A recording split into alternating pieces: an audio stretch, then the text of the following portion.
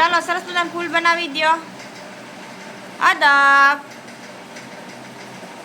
કોને કોને પાણીની જરૂરિયાત છે?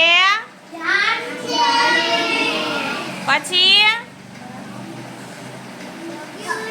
પક્ષીઓને, પ્રાણીઓને અને આપણે બધાયને. ફૂલ છોડને આપણે પાણી ન આપીએ તો શું થાય? એટલે આપણે એને પાણી પાવું જોઈએ ને. પછી પ્રાણીઓને અને પક્ષીઓને પણ પાણીની જરૂર પડે ને. ચકલી માટે આ પીવાના પાણીના કુંડા લગાવે ને બધાય. પછી આપણે ક્યારે ક્યારે પાણી પીએ? હા, આપણે પાણી ન પીએ તો શું થાય? સરસ, વેરી ગુડ.